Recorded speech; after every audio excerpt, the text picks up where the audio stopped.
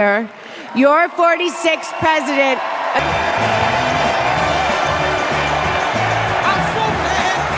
Thank you, thank you, thank you.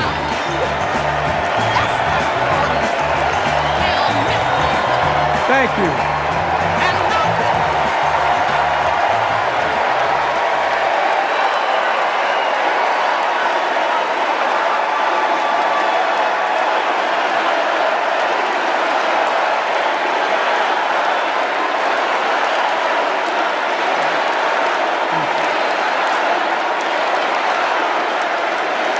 Thank you, thank you, thank you.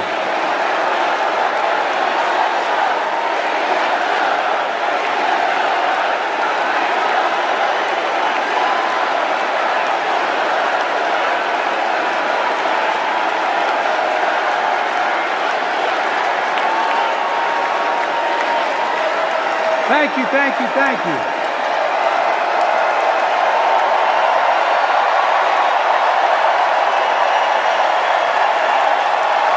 Thank you.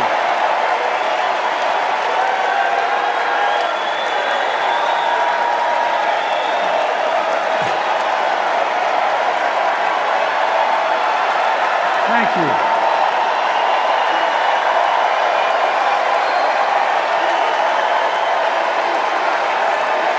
Thank you.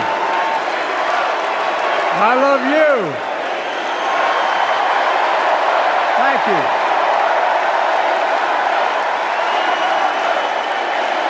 Thank you, thank you, thank you.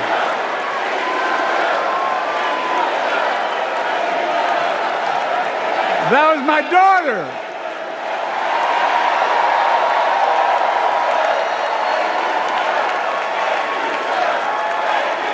Thank you.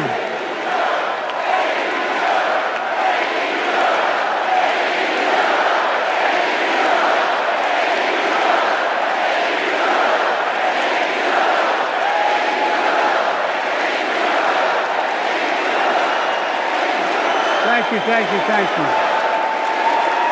Thank you. Thank you for so. I tell you what.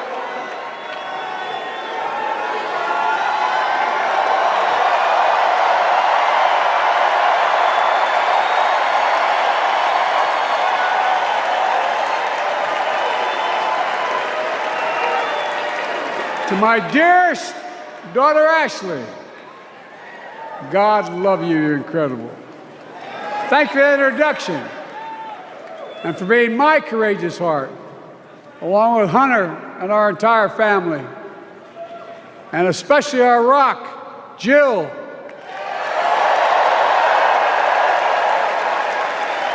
Who, as those of you who know us, she still leaves me both breathless and speechless. Everybody knows her. I love her more than she loves me. She walks down the stairs and I still get that going boom, boom, boom. You all will know me. No, not kidding. Let's give a special round of applause to our First Lady, Jill Biden.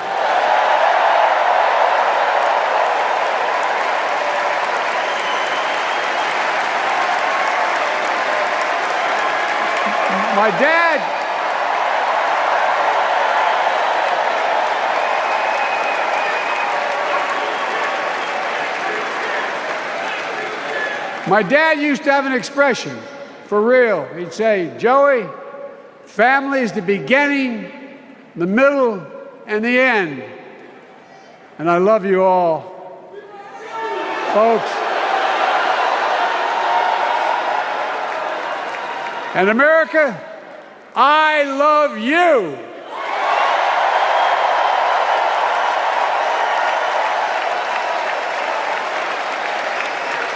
Folks, let me ask you.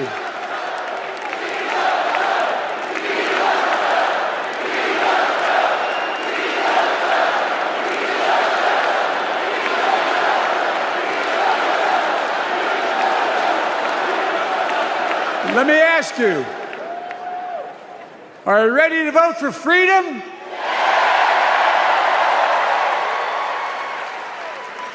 Are you ready to vote for democracy and for America?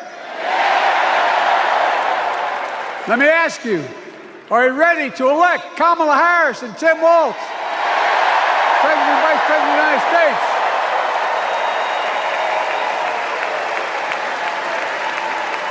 My fellow Democrats, my fellow Americans, nearly 4 years ago, in winter, on the steps of the Capitol, on a cold January day, I raised my right hand and I swore an oath to you and to God to preserve, protect, and defend the Constitution and to faithfully execute the office of the President of the United States. In front of me was the city surrounded by the National Guard. Behind me, a Capitol that just 2 weeks before had been overrun by a violent mob. But I knew then, from the bottom of my heart, that I knew now, there is no place in America for political violence. None. You cannot say you love your country only when you win.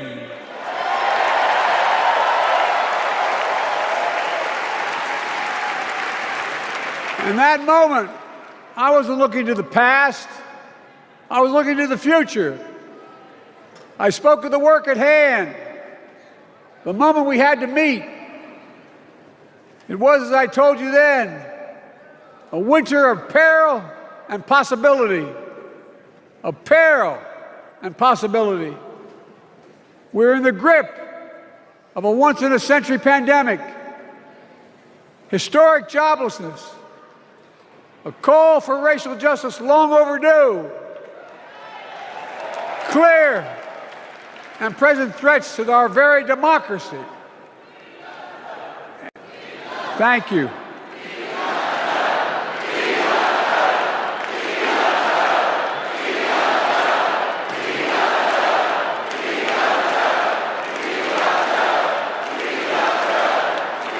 And yet I believed then, and I believe now, that progress was and is possible. Justice is achievable. And our best days are not behind us, they're before us.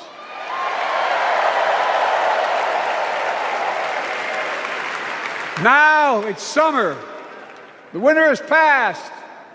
And with a grateful heart, I stand before you now on this August night to report that democracy has prevailed. Democracy has delivered. And now democracy must be preserved.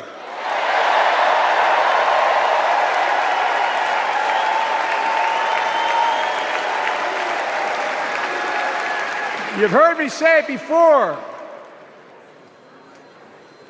We're facing an inflection point.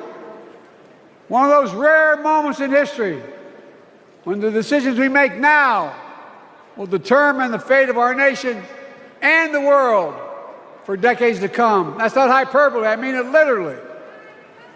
We're in a battle for the very soul of America. I ran for president in 2020 because of what I saw in Charlottesville in August of 2017. Extremists coming out of the woods, carrying torches, their veins bulging from their necks, carrying Nazi swastikas, and chanting the same exact anti-Semitic bile that was heard in Germany in the early 30s. Neo-Nazis, white supremacists, and the Ku Klux Klan, so emboldened by a president then in the White House that they saw as an ally. They didn't even bother to wear their hoods. Hate was on the march in America. Old ghosts and new garments, stirring up the oldest divisions, stoking the oldest fears, giving oxygen to the oldest forces that they long sought to tear apart America. In the process, a young woman was killed When I contacted her mother, I asked about what happened. She told me. When the president was asked what he thought had happened, Donald Trump said, and I quote, "There are very fine people on both sides. My God." That's what he said. That is what he said and what he meant. That's when I realized, had to listen to the admonition of my dead son, I could not stay in the sidelines. So I ran.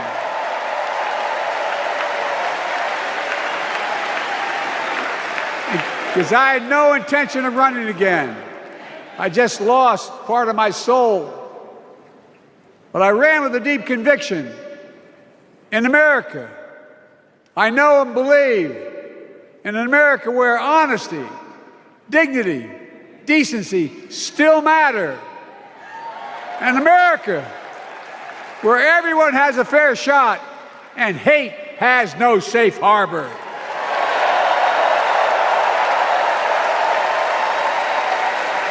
An America where the fundamental creed of this nation, that all of us are created equal, is still very much alive. And a broad coalition of Americans joined with me.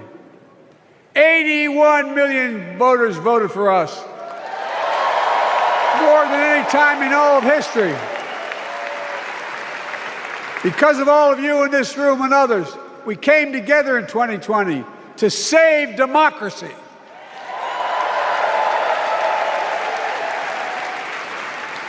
As your president, I've been determined to keep America moving forward, not going back, to stand against hate and violence in all its forms, to be a nation where we not only live with but thrive on diversity, demonizing no one, leaving no one behind, and becoming the nation that we profess to be.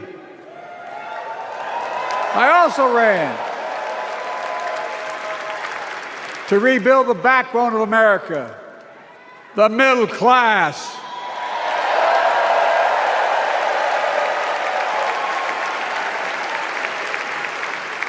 I made a commitment to you that I be a president for all Americans, whether you voted for me or not. We have done that.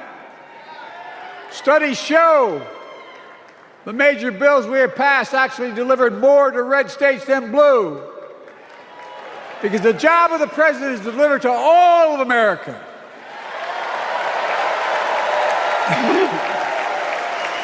And because of you, and I'm not exaggerating, because of you, we've had one of the most extraordinary 4 years of progress ever, period. When I say we, I mean Kamala and me. Just think about it. COVID no longer controls our lives. We've gone from economic crisis to the strongest economy in the entire world. Record 16 million new jobs, record small business growth, record high stock market, record high 401ks, wages up, and inflation down, way down, and continuing to go down.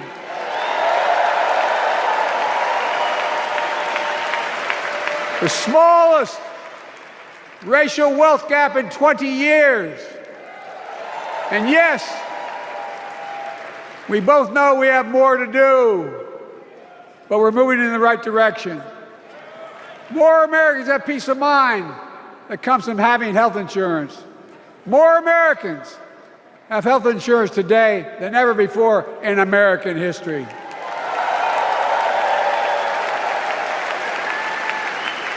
And after, as a young senator beginning to fight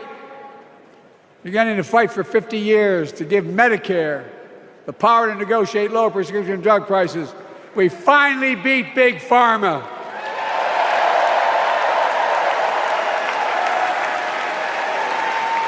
And guess who cast the tie-breaking vote? Vice President, soon-to-be President Kamala Harris.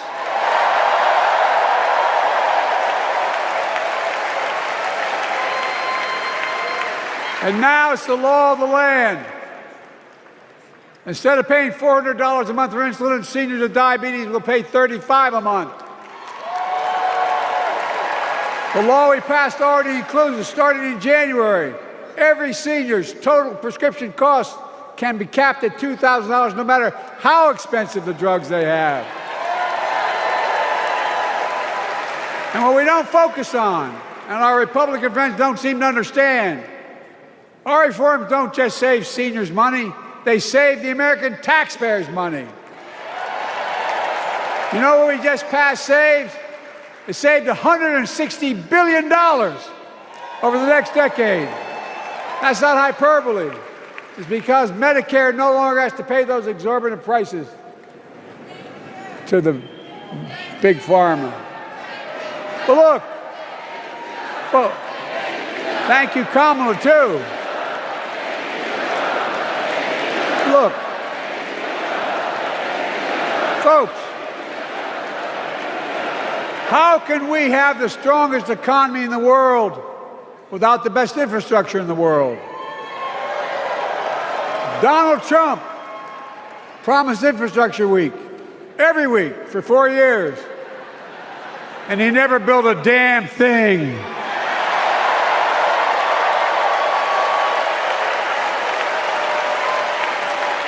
But now, because of what Kamala and I have done, remember we were told we couldn't get it done. Remember when we came into office, we couldn't get anything passed? But right now, we're giving America an infrastructure decade, not week. We're modernizing our roads, our bridges, our ports, our airports, our trains, our buses. We're removing every lead pipe from schools and homes so every child can drink clean water. We're providing affordable high-speed internet for every American, no matter where they live, not unlike what Roosevelt did with electricity. And so much more. We are uniting the country. We're growing our economy. We're improving our quality of life. And we're building a better America.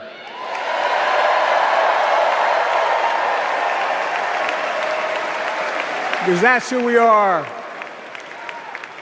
How can we be the strongest nation in the world without leading the world in science and technology?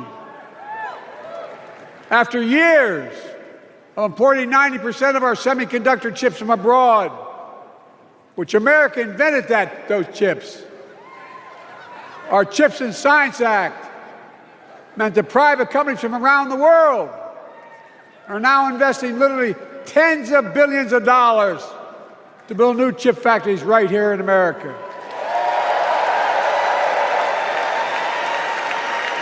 And over that period, they'll create tens of thousands of jobs. And many of those jobs in the so-called fabs, the buildings that make the chips, that are being constructed now. And guess what? The average salary in those fabs, size of a football field, will be over $100,000 a year, and you don't need a college degree.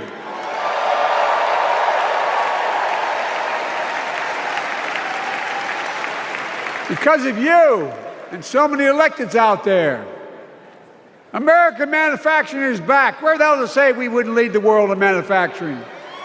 800,000 new manufacturing jobs.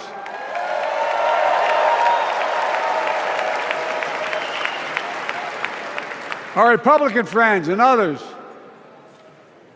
made sure they'd go abroad to get the cheapest labor. We used to import products and export jobs. Now we export American products and create American jobs right here in America, where jobs belong. With every new job, with every new factory, pride and hope is being brought back to communities throughout the country that were left behind. You know you're from them, many of you. You know what it's like when that factory closed, where your mother, your father, your grandmother, grandfather worked. And now you're back, providing once again, proving that Wall Street didn't build America, the middle class built America, and unions built the middle class.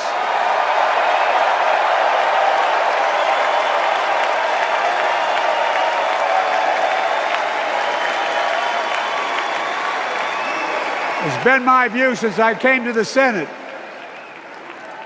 And that's why I'm proud to have been the first president to walk a picket line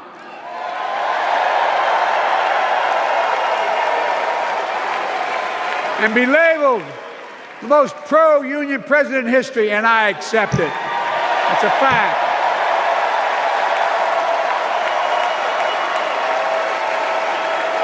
Because when unions do well, we all do well.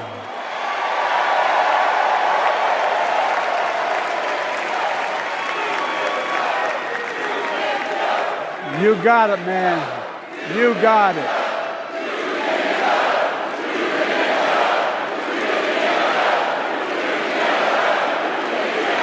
I agree. I'm proud. Look, remember he told we couldn't get anything done because we couldn't get anything done in the Congress? Well, with your support, we passed the most significant climate law in the history of mankind.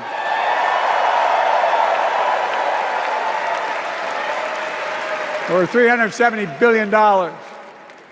Cutting carbon emissions in half by 2030. Launching a climate corps, similar to AmeriCorps and Peace Corps, creating tens of thousands of jobs for young people of the future who are going to make sure this continues. Creating hundreds of thousands of jobs in clean energy for American workers, including the IBEW installing 500,000 charging stations all across America. And in the process, reducing carbon emissions. And we're seeing it. We're seeing to it that the first beneficiaries of environmental initiatives are those fence-lined communities that have been smothered by the legacy of pollution. Louisiana and Delaware, Route 9, all the factories, all those chemical factories are right next to the poorest neighborhoods. They're the ones we're going to bring back.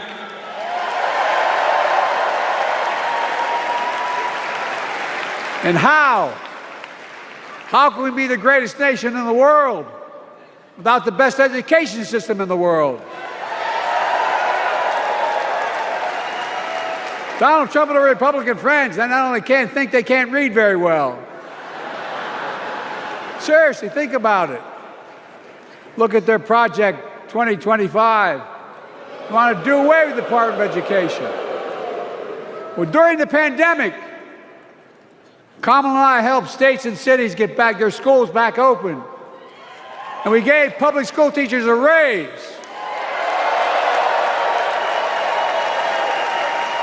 We created apprenticeships with businesses and communities, putting students on a path to a good paying job, whether or not they go to college. And by the way, we're making college a hell of a lot more affordable. Increasing Pell Grants by $900. Over $15 billion to HBCUs. Minority service education, including Hispanic institutions and tribal colleges. We kept our commitment to provide more student relief than ever by lifting the burden of helping millions of families so they could get married, start a family, buy a home, and begin to build family wealth and contribute to the community and grow our economy. It's not costing us, it's creating more wealth. We've fundamentally transformed how our economy grows, from the middle out and the bottom up instead of the top down. You know, my dad used to say there wasn't a whole hell of a lot to drop down on my kitchen table at the end of the month. I come from a basic middle-class family, 3-bedroom house, 4 kids, a grandpop living with us, decent neighborhood, but never a penny to spare. And look, that top-down notion never worked. A lot of Democrats didn't think it worked, thought it worked, but it doesn't. And when we did all that, what we've done, everybody can do well. Everybody.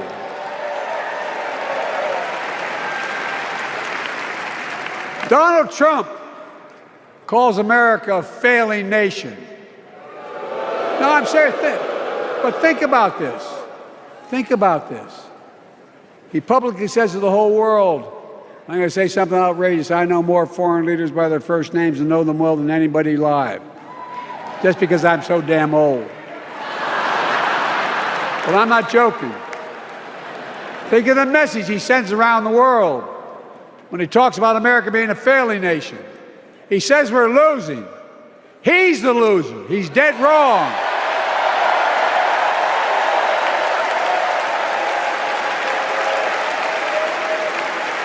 Many of you are very successful people who travel the world. Name me a country in the world that doesn't think we're the leading nation in the world. Without America, not a joke, think about it. I'm being literal. Who could lead the world other than the United States of America? Well, guess what? America's winning, and the world's better off for it. America's more prosperous, and Americans are safer today than under Donald Trump. Trump continues to lie about crime in America, like everything else. Guess what? On his watch, the murder rate went up 30%, the biggest increase in history. Meanwhile, we made the largest investment, Kamala and I, in public safety ever. Now, the murder rate is falling faster than any time in history. Violent crime has dropped to the lowest level in more than 50 years.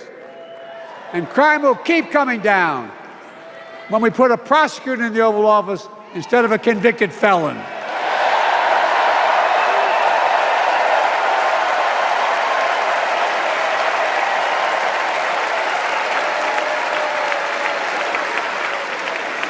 And folks, the distinguished senator from the C Senate from California and I passed the first ban on assault weapons. And guess what? It worked. If we care about public safety, we need to prevent gun violence. And what makes me ashamed when I travel the world, which I do, more children in America are killed by a gunshot than any other cause in the United States. More die from a bullet than cancer, accidents, or anything else in the United States of America. My God. That's why Kamala and I are proud. We beat the NRA when we passed the first major bipartisan gun safety law in 30 years.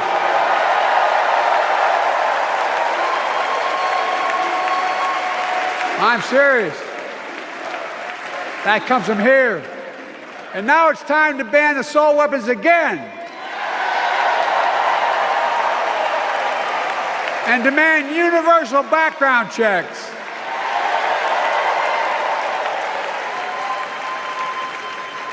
It's hard. I never thought I'd stand before a crowd of Democrats and refer to a president as a liar so many times. No, I'm not trying to be funny. It's sad. Trump continues to lie about the border. Here's what he won't tell you. Trump killed the strongest bipartisan border deal in the history of the United States that we negotiated with the Senate Republicans. It took 4 weeks. Once it passed, and never acknowledged the most expansive border change in American history, he called senators to say, don't support the bipartisan bill, because he said it would help me politically and hurt him politically. My God. No, I'm serious. Think about it. Not a joke. Ask even the press who doesn't like me. They'll tell you that's true. Typically, Trump, once again, putting himself first and America last. Then I had to take executive action. The result of the executive action I took, border encounters have dropped over 50%. In fact, there are fewer border crossings today than when Donald Trump left office. And unlike Trump, we will not demonize immigrants, saying they're the poison of blood of America. Poison the blood of our country. Kamala and I are committed to strengthening legal immigration, including protecting dreamers and more.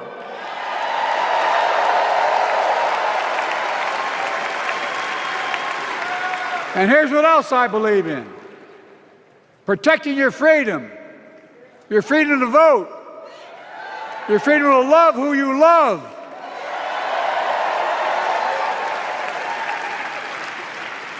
and your freedom to choose.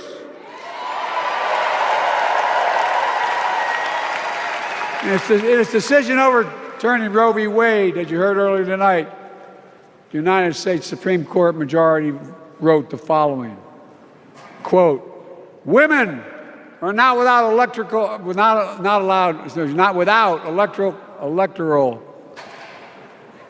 or political power." No kidding. MAGA Republicans found out the power of women in 2022. And Donald Trump is going to find out the power of women in 2024. Watch.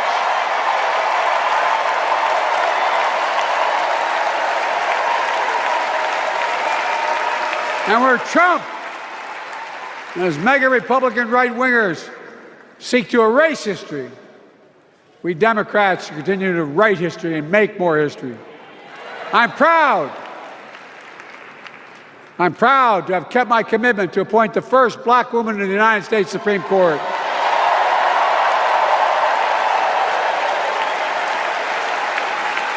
Ketanji Brown Jackson, a symbol for every young woman in America that you can do anything. I'm proud that I've kept my commitment to have an administration that looks like America and that taps in to the full talent of our nation. The most diverse cabinet in history, including the first black woman in South Asian descent to serve as vice president, and will soon serve as the 47th president of the United States.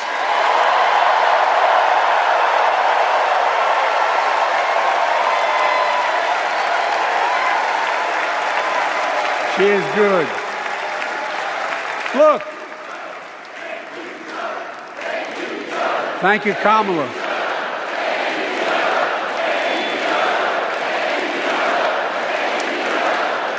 Folks, I've long said we have many obligations as a nation, but I got in trouble years ago for saying I'd make no apologies.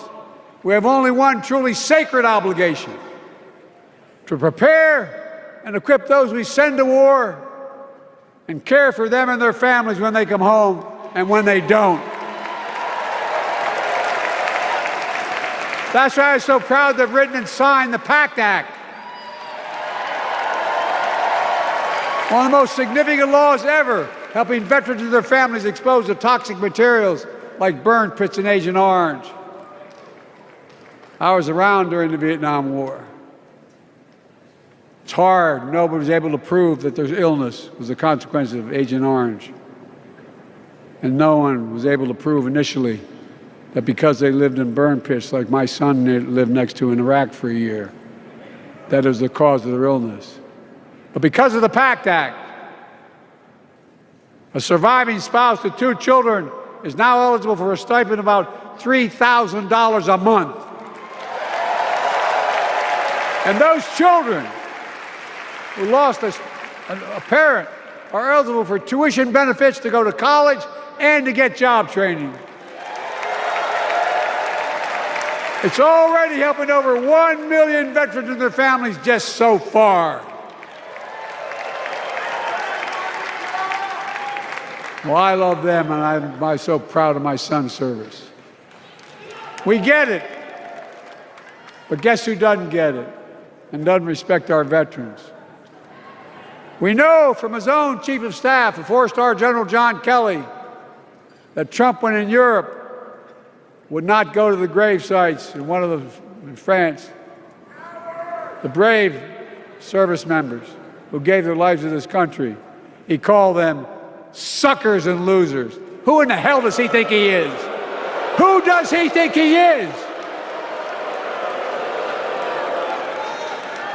There's no words for a person. They are not the words of a person not worthy of being commander-in-chief. Period. Not then, not now, and not ever. I mean that. I mean that from the bottom of my heart.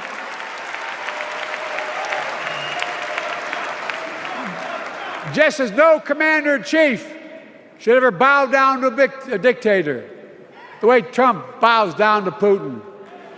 I never have, and I promise you, Kamala Harris will never do it. Will never bow down. When Trump left office, Europe and NATO was in tatters. Not a joke. America First doctrine changed our whole image in the world. Well, they gave the hours, about 190 hours sum total, me and my counterparts or heads of state in Europe, to strengthen NATO. We did. We united Europe like it hadn't been united for years, adding Finland and Sweden to NATO. 10 days before he died, Henry Kissinger called and said, not since Napoleon has Europe not looked over their shoulder at Russia with dread until now. Until now. Well, guess what? Putin thought he'd take Kyiv in 3 days. 3 years later, Ukraine is still free.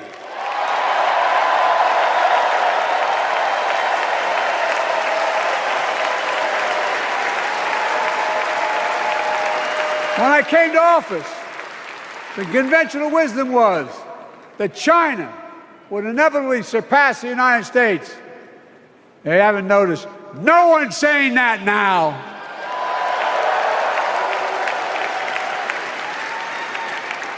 And we'll keep working to bring hostages home and end the war in Gaza and bring peace and security to the Middle East.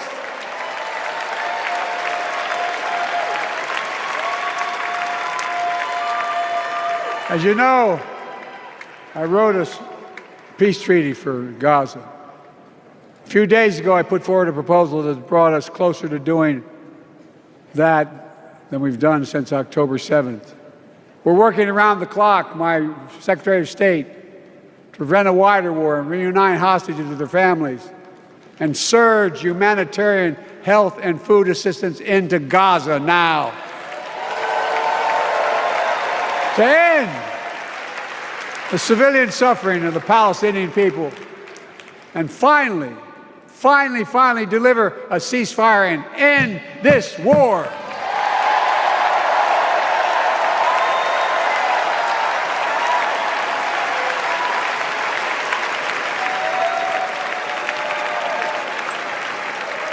Those protesters out in the street, they have a point. A lot of innocent people are being killed on both sides. Just as we worked around the clock to bring home wrongfully detained Americans and others from Russia in one of the most complicated swaps in history, but they're home. Kamala and I are going to keep working to bring all Americans wrongfully detained around the world home. I mean it. Folks, I've got 5 months left in my presidency. I've got a lot to do. I intend to get it done.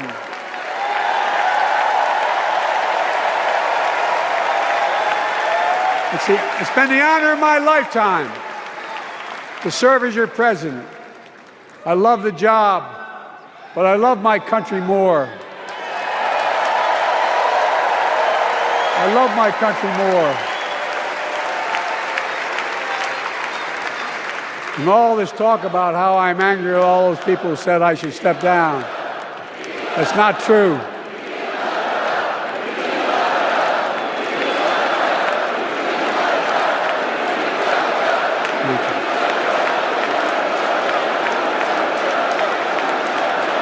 I love my country more, and we need to preserve our democracy. In 2024, we need you to vote. We need you to keep the Senate. We need you to win back the House of Representatives. And above all, we need you to beat Donald Trump.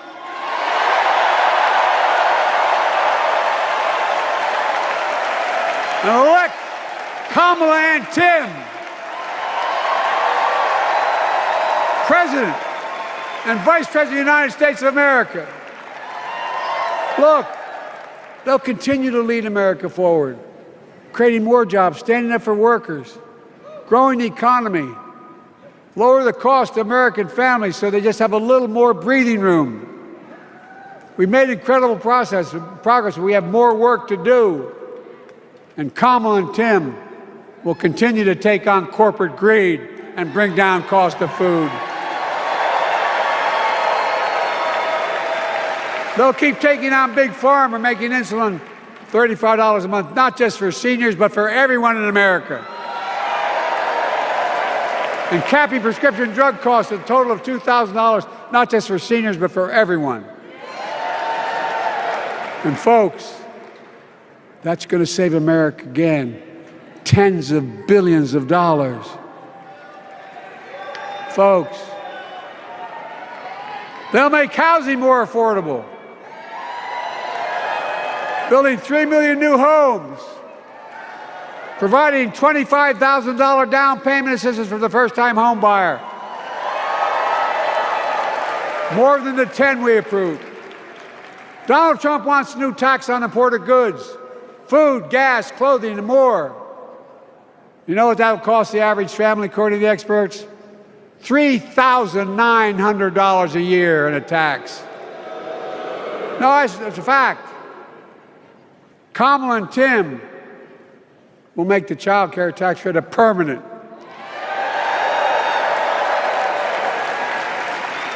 Lifting millions of children out of poverty and helping millions of families get ahead. But you know what Trump has?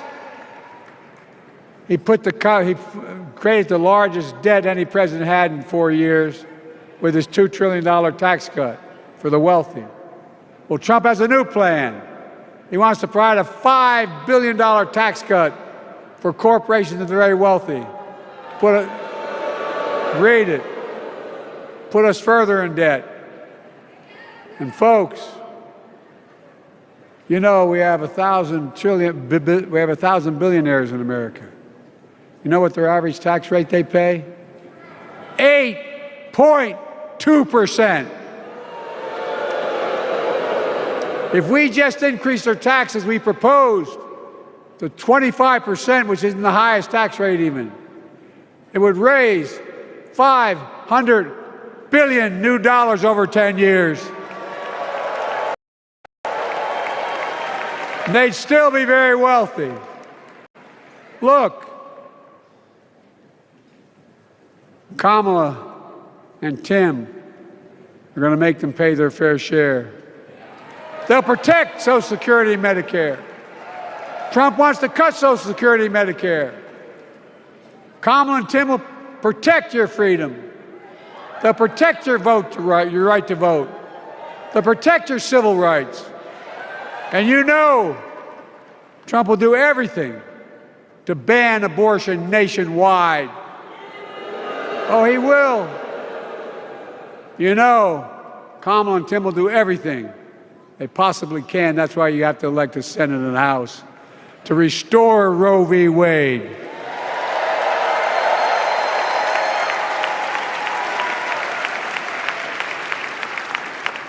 The ancient Greeks taught us that character is destiny. Character is destiny. For me and Jill, we know Kamala and Doug are people of character. It's been our honor to serve alongside them. And we know that Tim and Gwen Waltz are also people of great character.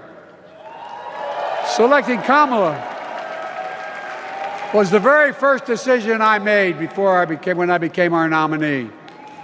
And it was the best decision I made my whole career.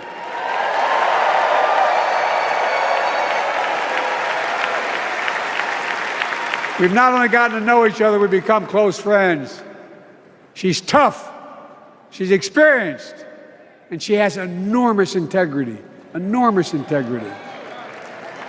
Her story represents the best American story. And like many of our best presidents, she was also vice president. That's a joke.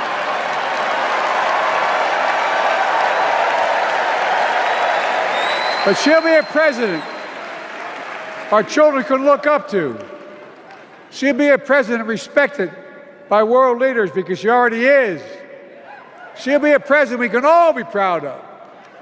And she will be a historic president who puts her stamp on America's future.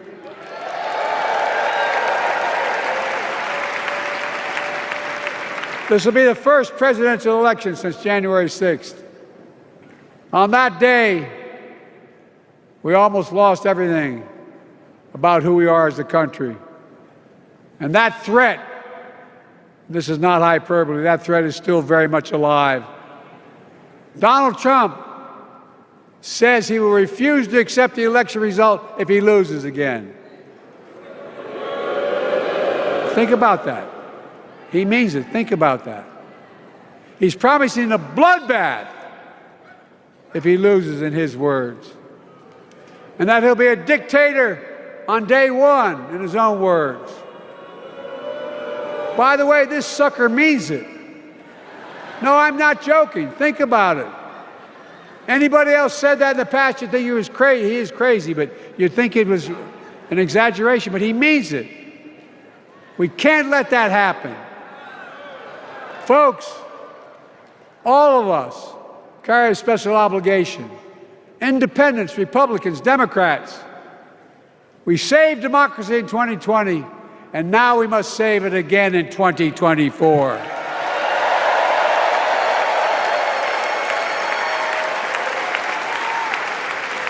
The vote of each of us cast this year will determine whether democracy and freedom will prevail. It's that simple. It's that serious. And the power is literally in your hands. History is in your hands. Not hyperbole. It's in your hands. America's future is in your hands. Let me close with this. Nowhere else in the world could a kid with a stutter and modest beginnings in Scranton, Pennsylvania, and Claymont, Delaware, grow up to sit behind the resolute desk in the Oval Office.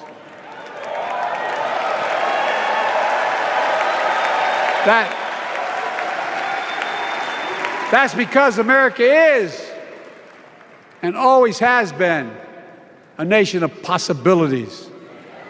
Possibilities. We must never lose that. Never.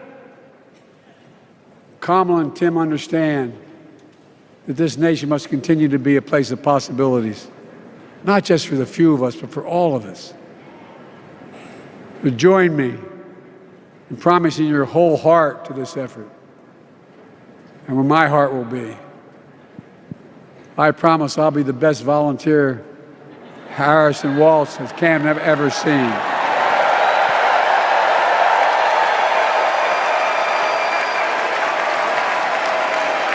Each of us has a part in the American story. For me and my family, there's a song that means a lot to us, that captures the best of who we are as a nation. The song is called American Anthem. There's one verse that stands out, and I can't sing worth a damn, so I'm not going to try. I'll just quote it. The work and prayers of centuries have brought us to this day. What shall our legacy be? What will our children say? Let me know in my heart, when my days are through, America, America, I gave my best to you.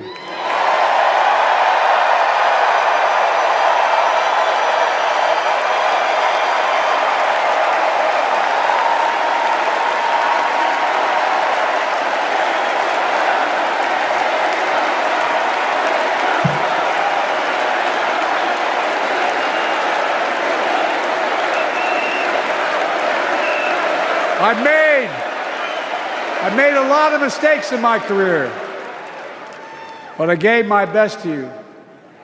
For 50 years, like many of you, I've given my heart and soul to our nation. And I've been blessed a million times in return with the support of the American people. I've either been too young to be in the Senate because I wasn't 30 yet, and too old to stay as president. But I hope you know how grateful I am to all of you.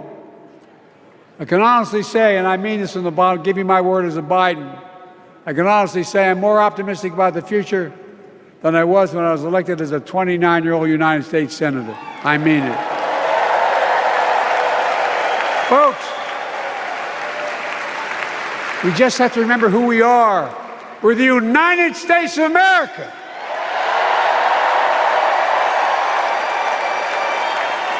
And there's nothing we cannot do when we do it together.